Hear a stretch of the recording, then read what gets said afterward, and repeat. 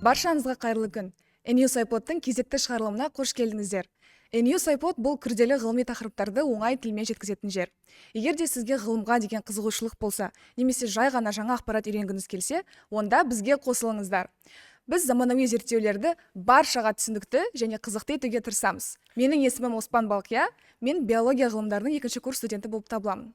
Менің есімім Бекмусафаев Алишер, және мен медицина ғылымдарының 2-ші курс студенті болып табыламын. Бүгін бізде қонақта доктор Елтай Рахманов. Доктор Елтай Рахманов спорттық медицина, реабилитация және білім беру салаларында мол тәжірибесі бар жоғары дәрежелі медицина маманы. Ол түрлі елдердегі, соның ішінде Қазақстан, Италия және Қытай университеттерінде білім алып, медицина және спорттық медицина саласында докторлық дәрежелерге ие болған. Профессор Рахмановтың ғылыми зерттеулері негізінен шеміршек зақымдарын емдеуге арналған бағаналы жасуша терапиясы мен орталық Азиядағы реабилитация бағдарламаларын дамытуға бағытталған. Сондай-ақ, ол қазақ университеттері үшін физиотерапия бағдарламасын жасау және оқшауланған аймақтарда телереабилитацияны дамыту сияқты халықаралық жобаларға атсалысқан. Қазіргі таңда доктор Рахманов профессор және спорттық медицина мен реабилитация бағытындағы магистрлік бағдарламаның директорларының бірі. Бүгінгі эпизодта біз доктор Рахмановтың зерттеулеріне үңілетін боламыз. Спорттық медицина саласындағы біліктілігі және зерттеулері, соның ішінде бағаналы жасушалар генетикасы, генетика және эпигенетика, телемедицина және Қазақстандағы осы саланың болашағы туралы біз ой қозғайтын боламыз. Сондықтан бізбен бірге тыңдап, жаңа ақпаратты үйреніңіздер. Доктор Рахманов, біздің подкастымызға қосылғаныңызға біздің алғысымыз шексіз. Бүгінгі көңіл күйіңіз қалай? Шақырғандарыңызға көп рахмет. Көңіл күй өте тамаша, барлығы жақсы. Сіз жалпы өзіңіздің кәсіби жолыңызды медицина жағынан бастадыңыз. Жалпы сіз неліктен осы медицинамен бастадыңыз? Жалпы менің туған өңіріме байланысты болады, яғни мен Қызылорда облысының Арал қаласынан болам. Сол жерде бізде экологиялық апат аймағы болғасын, және де тәуелсіз алғаннан кейін сол жерде бактериологиялық зерттеу, ғылыми зерттеу орталығы болған Возрождение аралында. Сол жас кезімізден сондай бір ерекше аймақта тұрғандықтан бала кезімнен бастап дәрігер болып ғалым болу дегенді көздедім. Сол себептен дәрігерлік мамандық таңдадым. Кейінірек, алайда сіз спорттық медицинаға бет бұрғаныңыз бар. Мамандығыңызды өзгертуге не түрткі болды? Қандай мүмкіндік, қандай бір оқиға немесе ой түртетін бір жағдай болған шығар? Мамандықты өзгертуге жалпы Ақтөбеде, мен өзім Ақтөбе медициналық университетінің түлегімін. Сол жерде 7 жыл білім алған кезде әртүрлі бөлімдерде тәжірибеден өттік, әртүрлі мекемелерде болдық, әртүрлі жобалармен айналыстық. Сол жерде 6-шы курсымнан бастап ерікті болып қызмет атқардым. Жергілікті үкіметтік емес мекемелерде, яғни мүмкіндігі ерекше адамдарға арналған реабилитациялық көмек, әлеуметтік көмекке көрсететін сондай орталық болды Ақтөбеде. Сол орталыққа барып жүріп, маған жаңа бір ой келді, яғни медициналық реабилитологияны Қазақстанды дамыту туралы. Әсіресе шалғай аймақтардағы өңірлерде реабилитологияны қалай дамытуымызға болады. Сол себептен сол жобаны басқарып жүріп, сол жобада ерікті есебінде жүріп, шетелдік әртүрлі бағдарламаларға тапсырдым. Сонда сол американдық Фулбрайт, Польшаға бөлетін Фулбрайт стипендиясы болды. Сол стипендия бойынша денсаулық сақтау саласын басқару тақырыбында жақсы бір үлкен ғылыми тағылымдама жүргізуге мүмкіндігім болды Польшада. Соған байланысты сол бұған дейінгі менің тәжірибем, яғни ерікті есебінде әлеуметтік мекемелерде көмектесіп, сол әлеуметтік мәселелерді медициналық жағынан қалай қарастыруға болады, сол мәселе төңірегінде мәліметтер жинап, сол Европаға зерттеуге бардым. Яғни клиникалық медицинаға, яғни реабилитология, спорт медицинасына алғашқы қадамым сол Польшадан басталды. Сіздің әрине басты мамандығыңыз және жалпы өзіңіздің былай айтсақ специализацияңыз ол спорттық медицина. Бізде енді мүмкін 2-ші курс студенттері болғандықтан болар, мүмкін әлі жасыл болғандықтан болар, бізде ол туралы түсінік аз. Бұл даму үшін зор әлеуеті бар маңызды сала болғандықтан спорттық медицинаның қалай жұмыс істейтін туралы толығырақ айтып бере аласыз ба?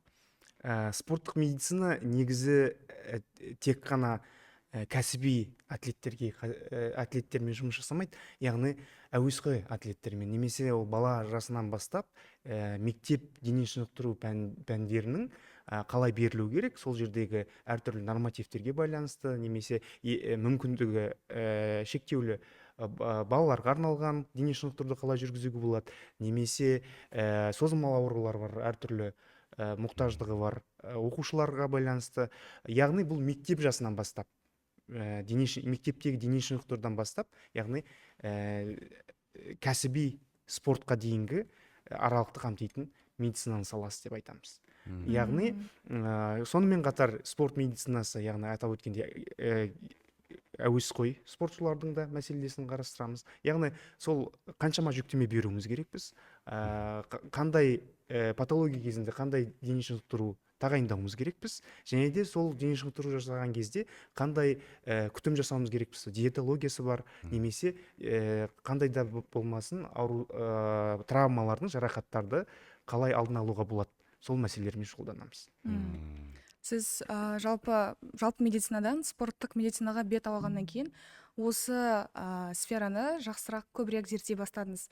Жалпы сіздің осы спорттық медицинадағы зерттеу тәсілдеріңізге жалпы медицинадағы біліміңіз қалай әсер етті?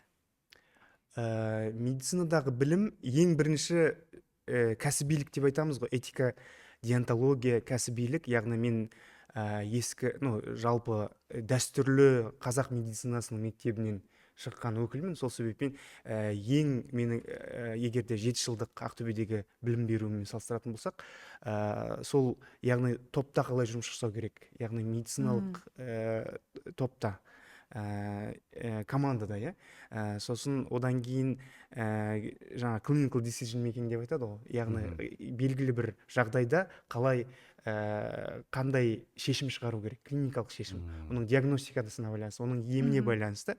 Яғни сол алгоритмдерді жетілдіруге, сол дағдыларды игеруге маған сол жалпы 7 жылдық медициналық білім өте көмек көрсетті. Келесі қойылатын сұрақ, ол бізге келетін профессорлардың көбісіне қойылатын сұрақ. Себебі бізге келетін профессорлардың көбісі шет елде білім алған, шет елде тәжірибе жинап келген. Қойылатын сұрақ сізге мындай: сіз бірнеше елде білім алып жұмыс істегеніңіз білеміз. Қытай мен Қазақстандағы спорттық медицина мен реабилитацияның қандай негізгі айырмашылықтары бар, және ол қалай көрінеді?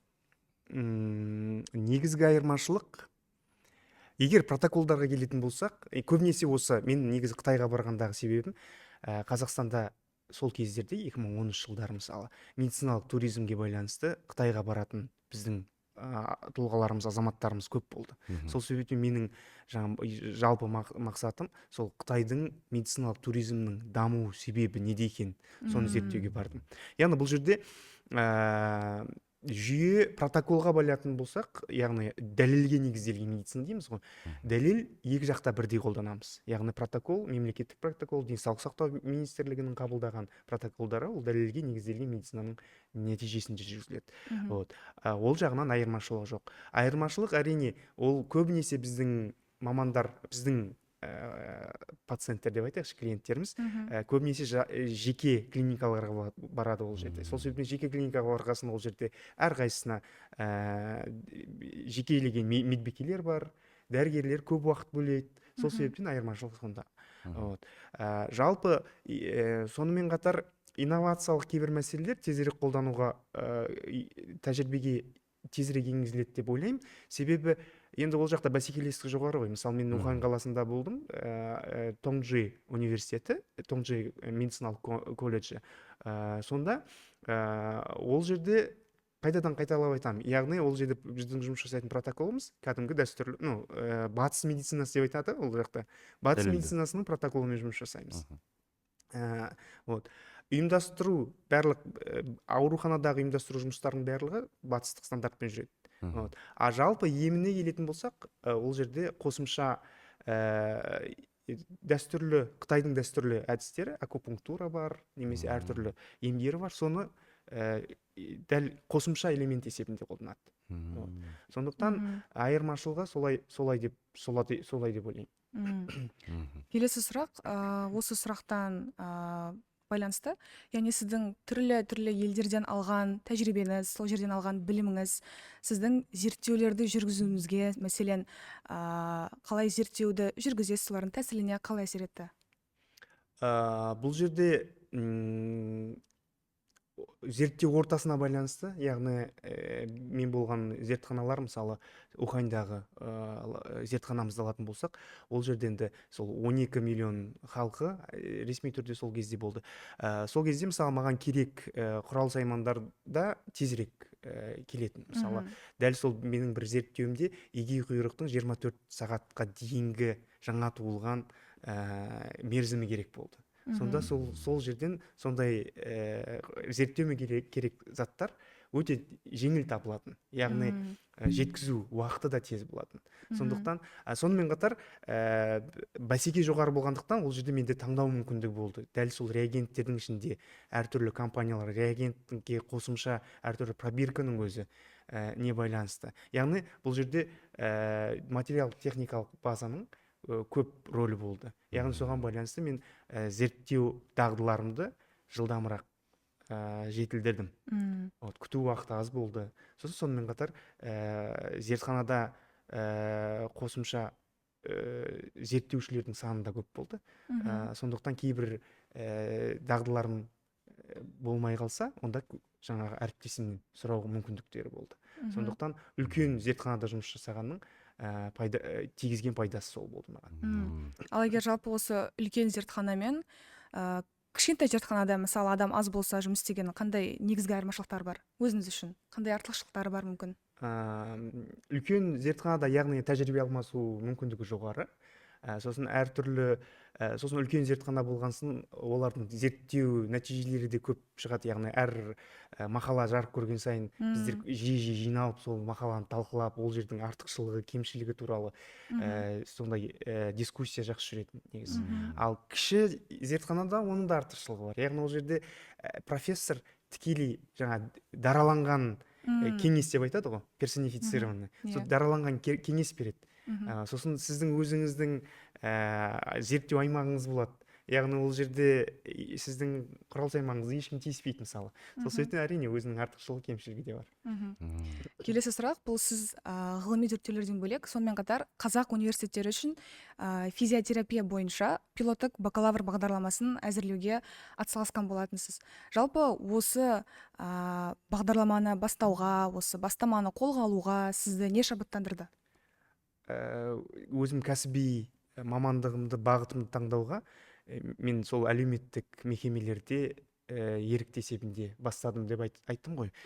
Сол жерде маған ең қызықты тақырып болған, яғни біздің денсаулық сақтау саласына дәрігерлерге қатар, яғни реабилитацияда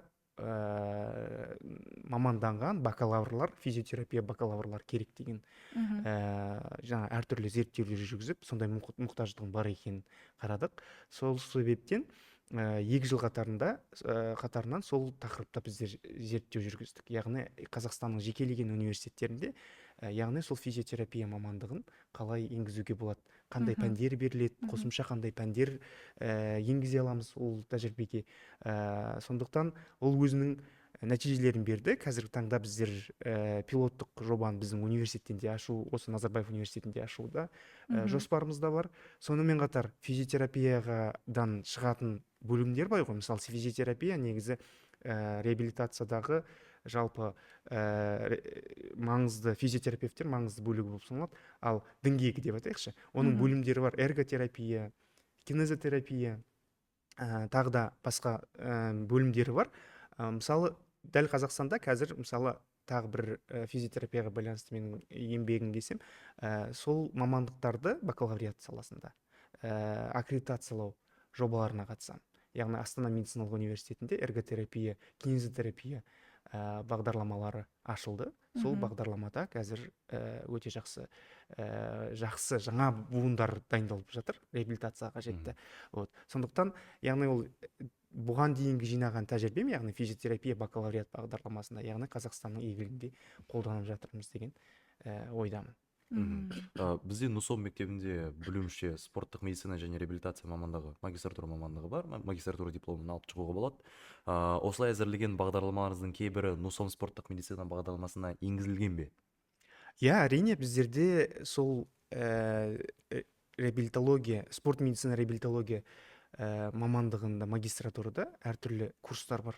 Соның курстардың бірі мысалы Advances in Sports Medicine дейді, мысалы Rehabilitation.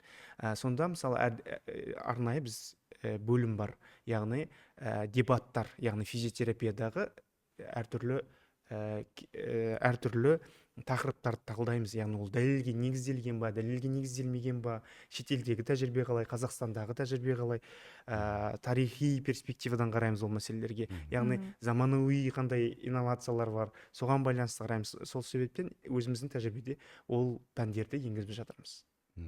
Тамаша.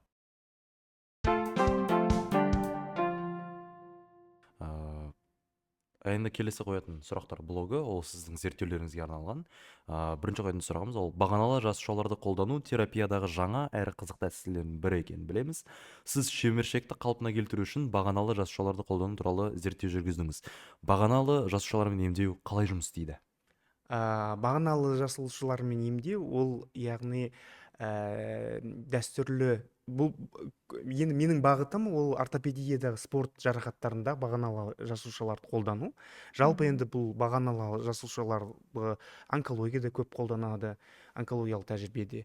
Жалпы біздің жарақаттар тәжірибесінде де қолданамыз. Енді бұл жағдайда шамамен ортопедиялық жағдайда егде жастағы тұлғаларға арналған бағаналы жасушаларды қолдану. Яғни бұл жерде бағаналы жасушаны айтатын болсақ, яғни белгілі бір ерте сатыдағы жасушаның түрін қажет регенерацияны талап ететін мүшеге отырғызу арқылы жаңадан тінді өсіруге, жаңадан жасушаларды өсіруге серпін беретін методология деп айтуға болады. Жалпы келесі сұрақ, сіздің ойыңызша, осы бағаналармен жасушалармен жұмыс істеу хирургиялық араласуға қарағанда қаншалықты тиімді немесе тиімді емес? Мысалы енді жаңа спорт жарақаттарында алатын болсақ, өйткені бізде көбінесе спорт атлеттеріміз жас келеді ғой, сол себептен олардағы дәл сол реабилитациялық потенциал сияқты регенеративті потенциал деген терминін қолданатын болсақ, әрине оларда жоғарырақ, яғни жаңаруы тіндердің жоғарырақ. Сол себептен ол жерде 90-95% деп айтуға болады, яғни қолданылатын, егерде әрине ол жарақаттың сатысына байланысты. Егерде жеңіл, орта дәрежелі жарақаттар болса, онда жеңілдігі бар сондай. Ал егерде егде жастағы тұлғаларды алатын болсақ, енді ол жақта жаңарту, тіндердің жаңару мүмкіндігі төмен болғандықтан, ол пайыздық көрсеткішпен айтқан кезде 70-80% деп айтуға болады. Ал жалпы қазір Қазақстанда осы бағаналы жасушалармен жұмыс істеу қаншалықты түрде қолға алынып жатыр, немесе қандай деңгейде болып жатыр, сіздің ойыңыз? Енді бұл жерде менің докторантура тақырыбымды таңдауға келетін болсақ, яғни мен 2010 жылдары докторантура іздеп бастаған кезде 2013-те түстім докторантурам. Сол кезде елімізде гериатриялық көмек, яғни өмірді ұзартуға байланысты жақсы үлкен жобалар жүрді. Яғни сол жобалар жүріп жатқасын, маған сол бір үлкен алдыма қойған мақсатым болды. Яғни менің саламда, реабилитология, спорт саласында осы регенеративті медицинаны қалай қолдану керек деп. Яғни сол себептен маған докторлық тақырыбын таңдауға, докторлық топты зерттеу тобын іздеуге сол біздің елдегі жаңа реформалар әсер етті деп айтуға болады. Одан бері қазір енді біздің NLA деп айтамыз ғой, National Laboratory of Astana, біздің медицина мектебі және де биотехнология, ұлттық биотехнология орталығында әртүрлі регенеративті медицина тақырыбында жұмыс жасап жүрген ғалымдарымыз бар. Сол ғалымдарымыз сол 10 жыл төңірегінде сол клиникаға дейінгі сынақтарды өткізіп, клиникалық сынақтарды өткізіп, қазір жақсы өнім нарықта, медициналық нарықта жақсы өнімге қол жеткізіп отыр. Сондықтан егерде баға бер десеңіздер, әрине мен бұл жерде өте көңілім толады. Келесі сұрақ, сіз сонымен қатар генетика және эпигенетика және олардың физикалық белсенділікпен байланысы туралы зерттеу жүргізген болатынсыз. Генетика мен эпигенетика бір-бірімен тығыз байланысты терминдер. Яғни генетика белгілердің тұқым қуалаушылығын зерттесе, эпигенетика оған қоршаған ортаның бұл белгілерге әсерін қарастырады. Сіздің ойыңызша белгілі бір ауруларға немесе керісінше спорттағы артықшылықтарға генетикалық бейімділіктер бар ма? Бұл жерде енді жалпылама ғылыми тұрғыдан айтсақ, әртүрлі жобалар бар, ғылыми жобалар. Бұл жерде менің айтып отырған мәселемді ертең тәжірибеде қолдану мүмкіндігі бар деп қабылдап қалмау керек аудитория. Яғни ғылыми жобалар бойынша айтуға болады, яғни осындай геннің полиморфизмі осындай фенотиптің қалыптасуына әсер етуі мүмкін деген айта аламыз. Яғни ол бірақ ғылыми қоғамның айналасында қолданатын мәселе, талқылайтын мәселе болу керек.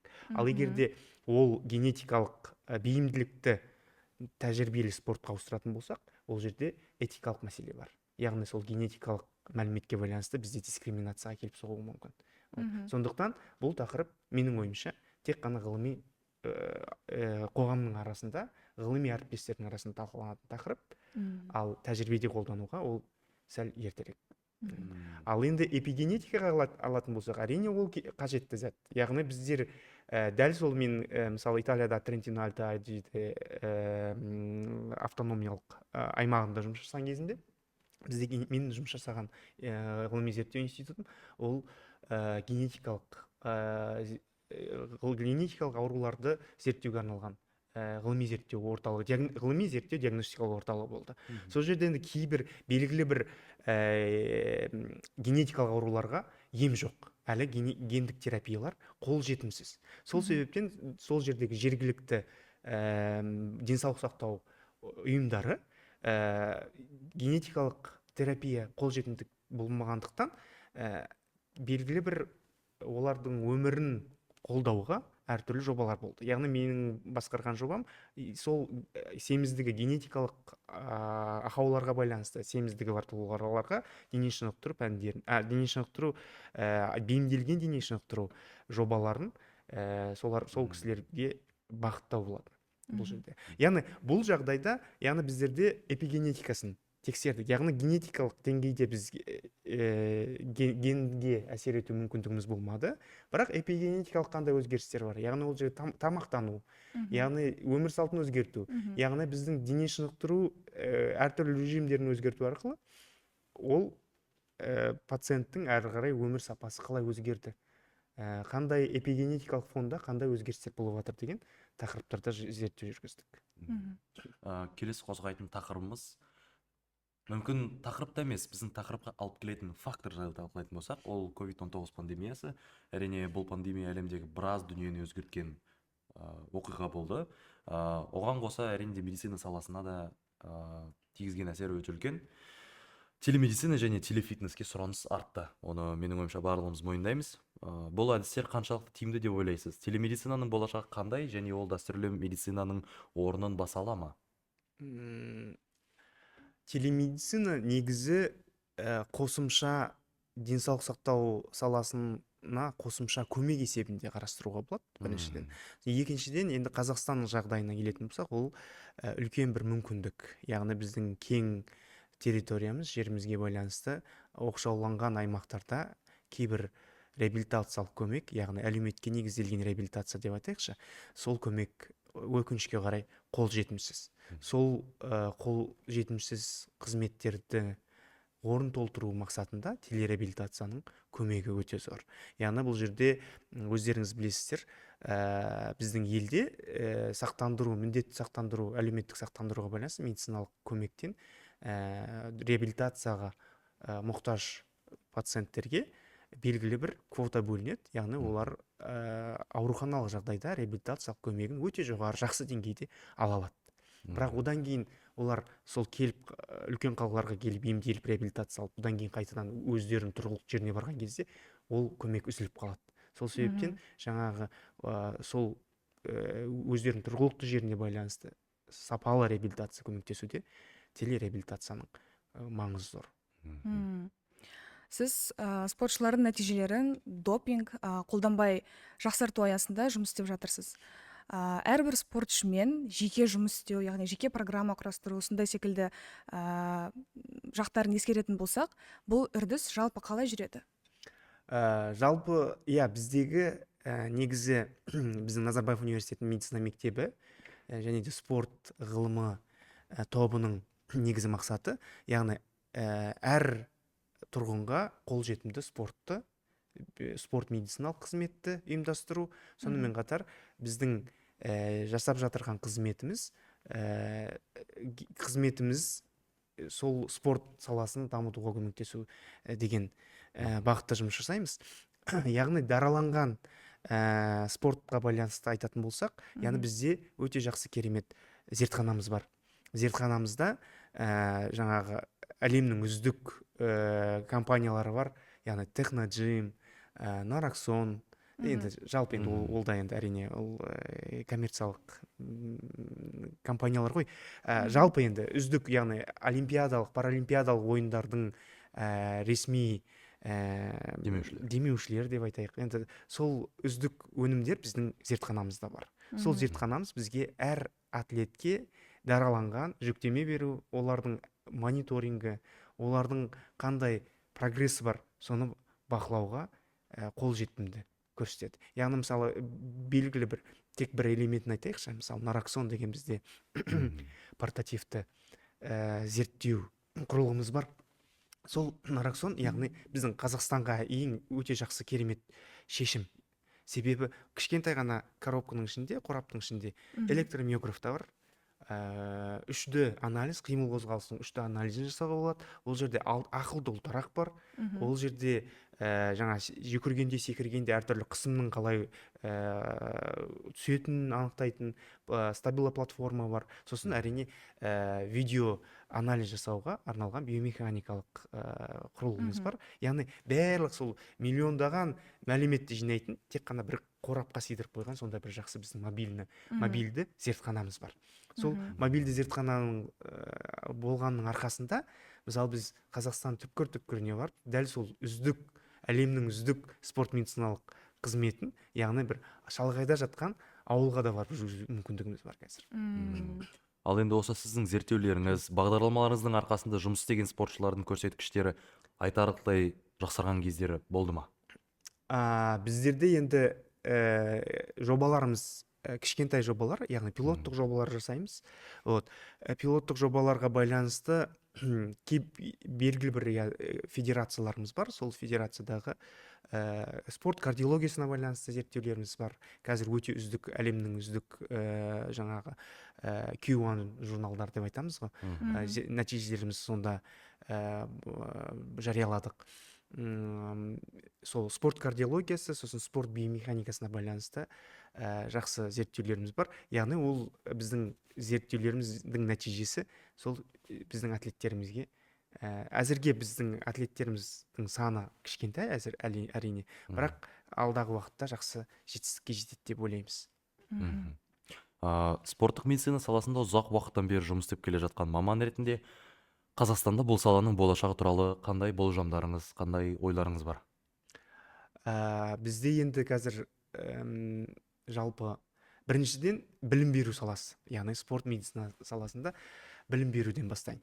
Яғни спорт саласында білім беру де жаңа инновациялық әдістер қолданып жатырмыз, жаңа бағдарламалар енгізіп жатырмыз. Соның бір себебі, мысалы, магистратура мамандығы, спорт медицина және реабилитология мамандығы. Яғни ол бізге 4 жыл қатарында мүмкіндік болды, яғни 30-40-қа жуық түлектерді біздің нарыққа, еңбек нарығына шығаруға мүмкіндігіміз болды. Яғни осы 40 маманымыз, ол біздің елшілеріміз деп айтуға болады. Назарбаев университетінің инновация, ғылымға негізделген, дәлелге негізделген тәжірибені біздің қазақстандық тәжірибеге, орталық Азияға насихаттаушылар деп айта аламыз. Яғни бұл ең үлкен жақсы тренд осы білім беру саласында. Екінші тренд, яғни бізде басқа жас мемлекет болғандықтан клиникалық тәжірибеге немесе жаңа жаттығу процесінде белгілі бір құралдарды алу, соны енгізу уақыты басқа елдермен салыстырғанда тезірек. Яғни дәл сол мысалы енді дәл елдерді айтпай ақ қояйықшы, бірақ енді сол Европаның елдерінде мысалы кейбір құрал сайман дәл сол мен нұраксонды айтайықшы, мысалы сол портативті зертхананы мысалы кейбір зертханалар енді ұзақтау күтеді мысалы. А бізде енді нақты дәл сол портативті зерттеу құралдарын мысалы өздерінің біздің клубтар соны көріп бірден мысалы 2-3 айдың ішінде шешім шығарады. Яғни артықшылық сонда. Яғни бізде инновацияға біздің ел спорт медицинасы жалпы ашық. Ол инновацияның ену уақыты да қысқарақ. Соны айтуға болады. Сосын үшінші бағыт, яғни спорт ғылымы. Спорт ғылымы әрине тағы да жаңа біздің түлектер, жалпы шетелден келіп жатырған профессорлеріміз, олар бізге үлкен артықшылық деп айтуға болады. Яғни шетелден үлкен өте беделді профессорлерді шақырдық. Ол профессорлер спорт ғылымының, қазақстандық спорт ғылымының дамуына өте үлкен үлесін қосып жатыр. Яғни ол жалғыз Қазақстан емес, әрине біздің аймақтағы біздер көшбасшымыз ғой. Сондықтан аймақтық көшбасшылықта біздің рөліміз спорт ғылым саласында өте маңызды.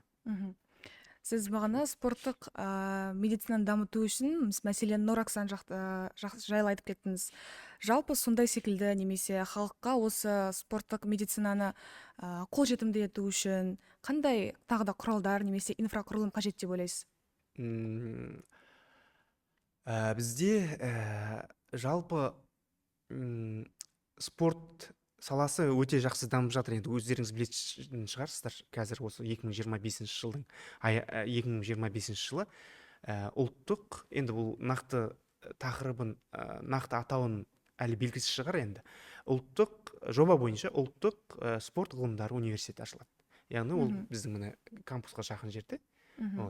Ол енді үлкен үздік біздің аймақтағы, мүмкін енді әлемдік деңгейдегі үлкен үздік жоба деп ойлаймын мен.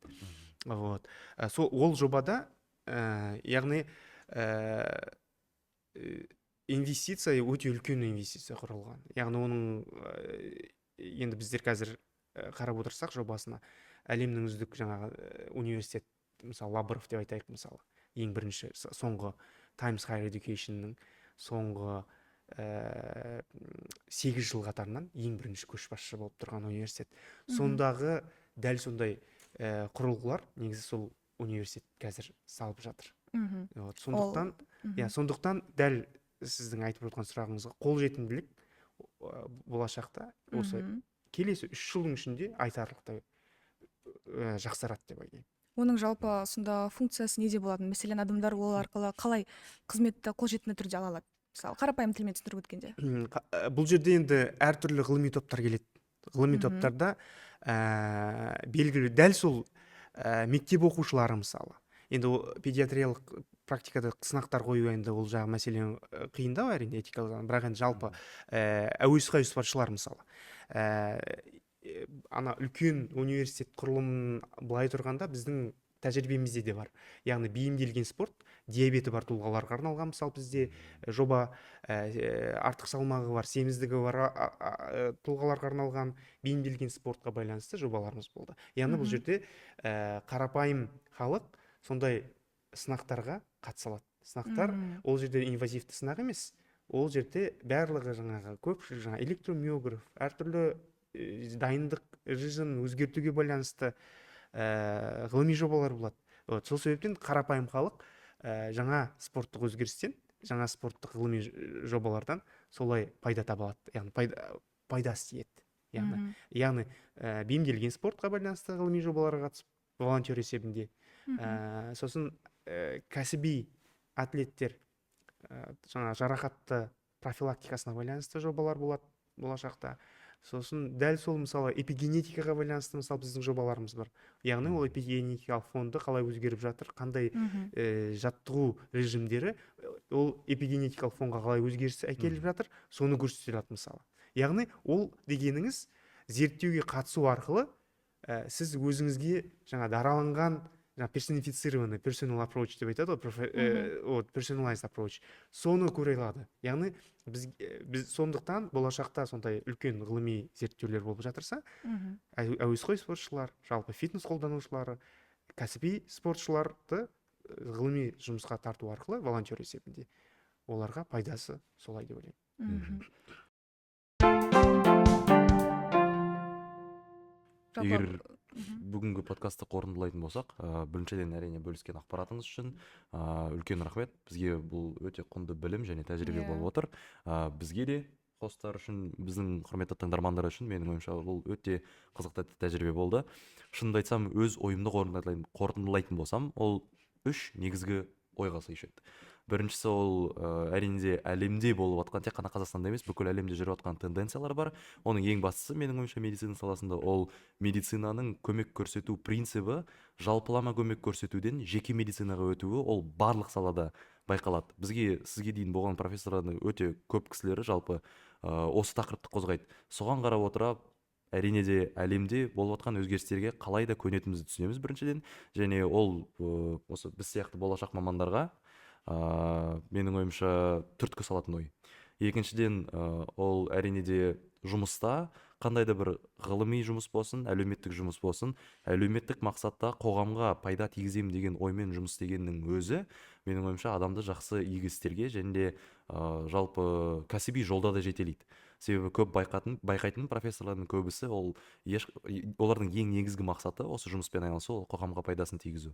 Ол әрине де әлеуметтік позицияның белсенді болуы және де менің ойымша өсіп келе жатқан осы ұрпаққа жақсы үлгі бола алатындай құндылық деп айта аламын. Менің ойымша бұл подкаст үшін қорытындылаған негізгі ойларым осы болып табылады. Мен де сенімен толықтай келісемін. Яғни спорттық медицинаның қазіргі Қазақстан үшін маңызы өсіп келе жатыр. Және осындай сіз айтып кеткендей, біздің университетіміздің қасында құрып жатқан жаңа комплекс, жаңа университет, солардың барлығы менің ойымша келесі 10 жылдықта, келесі 20 жылдықта одан да көп өзінің нәтижелерін еселіп көрсететін болады. Жалпы менің де бүгінгі айтарым осы, бұл біздің көрермендеріміз үшін де, олардың арасында спортқа деген қызығушылығы мол көрермендерге де ақпарат көп болды деп ойлаймын. Бір қызығы, мен 3 негізгі ой деп екеуін атап кеттім, үшіншісі енді ғана есіме түсіп отыр. Үшіншісі ол сіз айтып өтіп кеткендей, біздің мемлекет жас болғандықтан ол біздің инновацияға ашық болғанымыз үлкен артықшылық болып табылады. Менің ойымша біздің мемлекетіміз де жас, және өсіп келе жатқан университеттегі мамандар да жас. Бізді біріктіретін ол инновацияға ашық болу. Менің ойымша осындай қасиетті біздің бойымызда жоғалтпау керек, және болашақта тек осы қасиетті өзіміздің пайдамызға арттыру керек деген ойдамын. Жалпы сіз үшінші бұл подкаст несімен қызық болды? Қандай жаңа ой алдыңыз?